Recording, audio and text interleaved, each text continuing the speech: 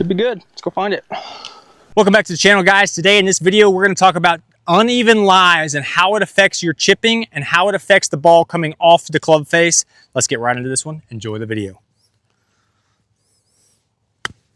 We're going to start with the uphill lie with chipping first. I'm going to talk to you about how you set up to this ball and how it's going to affect your chips. The biggest thing you want to do is you want to align your body, your hips, and your shoulders with the slope.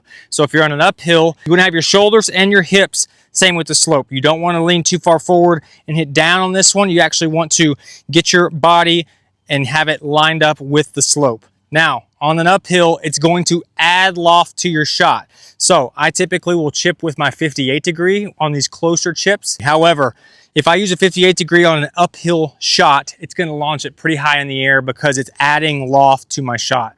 So because I'm on an uphill, I may go down to my 54 degree. Ball position on this one is actually going to be slightly forward, and you're going to want to have a lot of your weight on this back leg. I would say probably 75 to 80% so that your hips and your shoulders are aligned with this slope. And then again, lower lofted wedge, and you want to hit up with the slope and try and stay down on the golf ball. Comes out a little higher, a little less release. When you hit your chip, you want to swing with the slope. You don't want to hit down into the slope. You want to swing up and with the slope and kind of pick that ball off the top. Let's go into the next chip when we're going to do a downhill chip.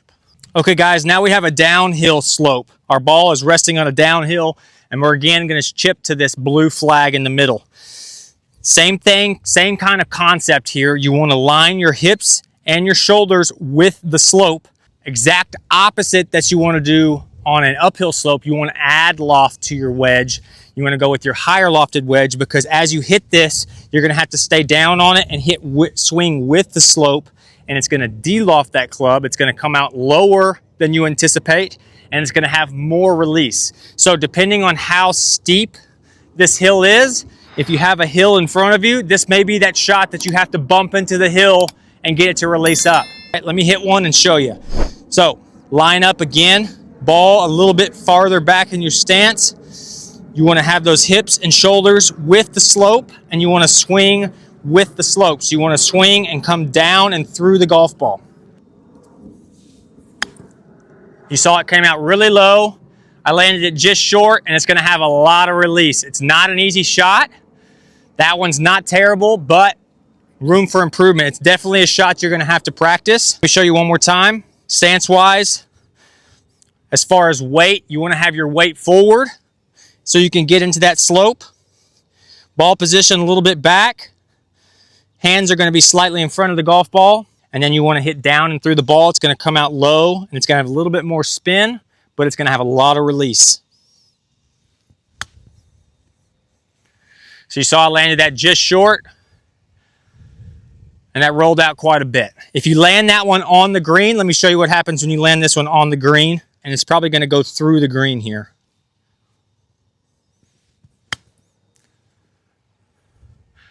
Not a lot of check. Releases all the way off the other side of the green. So play for that more release on those downhillers. Have your weight forward and go with a higher lofted wedge. Now we're going to go to a side hill lie with chipping. We're going to talk about the ball when it's below your feet, how you should hit that shot, how it affects your shot coming off the club. So I've got a 58 and a 54.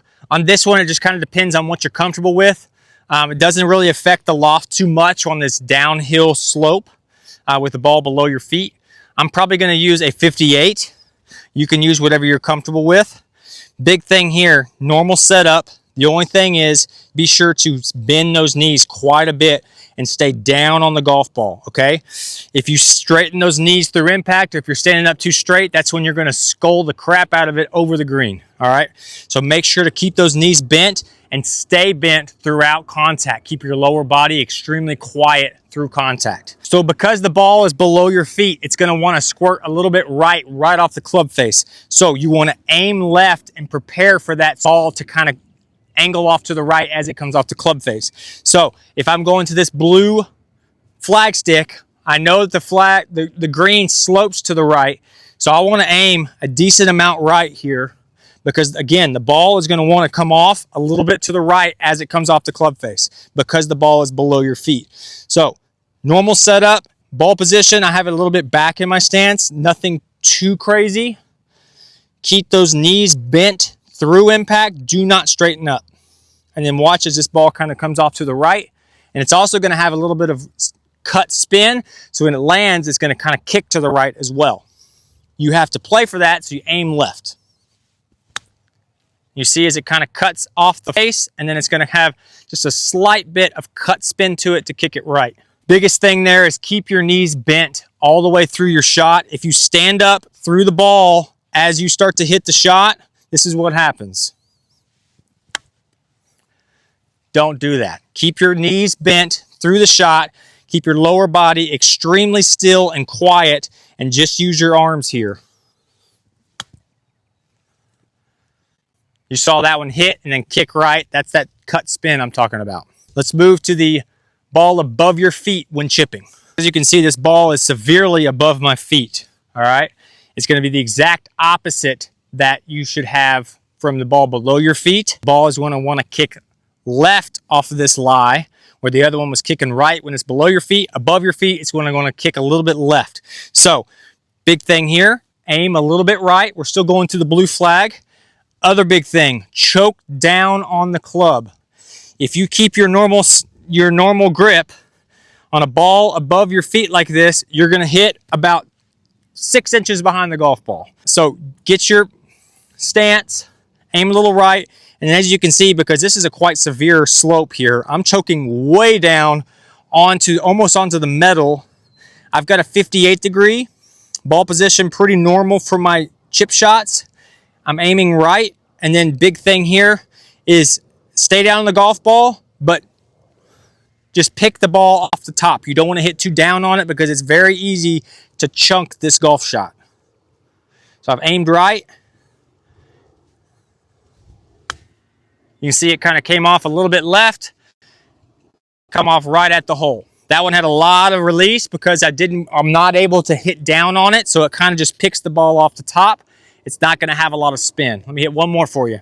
All right, so I'm aimed right, choking down on the ball, standing up a little bit taller, just picking the ball right off the top here.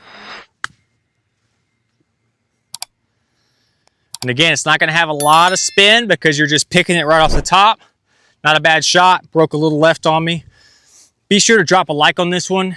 Be sure to hit that subscribe. We got a ton more when it comes to golf tips and drills to help you lower those scores. We'll catch you next time.